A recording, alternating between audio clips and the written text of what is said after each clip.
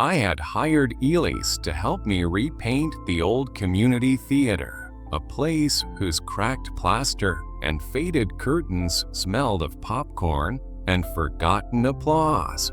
She arrived late, hair tucked into a paint-streaked bandana, apologizing with a laugh. The day bruised her patience. A ladder slipped, her brush ruined by a spill, and a crucial set of keys vanished between couch cushions. By the time the last light swam gold through the high windows, she was thin with fatigue and swallowing small, private frustrations. I offered to drive her home. On the way, we traded small talk that fluttered like loose leaves until a heavy silence settled, the kind that felt physically present. I wanted to fix her troubles like I fix torn posters, carefully, urgently, but there was nothing to be done. Her streets smelled of rain and lemon oil. When we arrived, she unlocked an aging gate and beckoned me inside. A tiny garden lay before the porch. A crooked bird bath, a low fence, and a thin apple tree that leaned toward the house as if listening. Elise paused beneath its branches, her fingers hovering over the trunk, then pressed her palms to the bark. For a breath, there was a softness in her face that hadn't been there at the theater.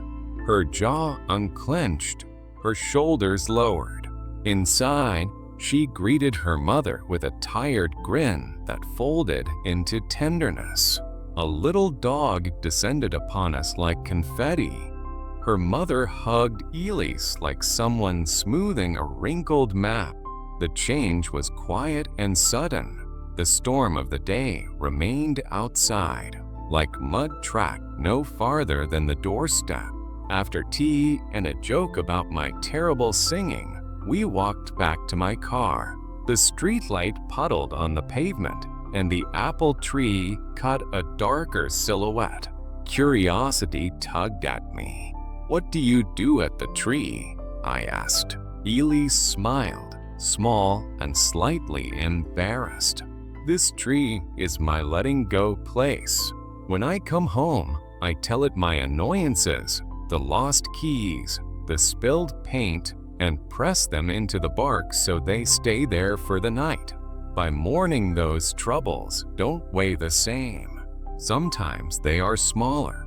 Sometimes they vanish altogether."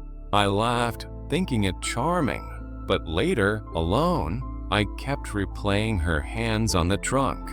The next day at the theater, when a wrench snapped and deadlines threatened to swallow us, my fingers itched for the tree. At dusk, I walked to the garden and stood before it, a stranger to its bark, and whispered the day's small disasters. The act was ridiculous and reverent. When I turned home, my steps were lighter. I slept like someone who had returned borrowed things. The tree didn't erase life's difficulties.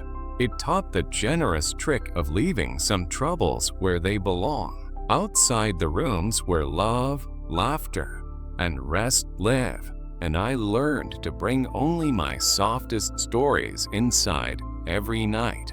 Life lesson. Sometimes the heaviest things we carry are meant to be left at the door. Find your own trouble tree, a practice, a place, or a ritual that helps you let go of the day so your home can be a shelter, not a storage room for worries. What would you hang on your troubled tree tonight? Comment below and share one small thing you'll leave behind. I'll read them in the next video.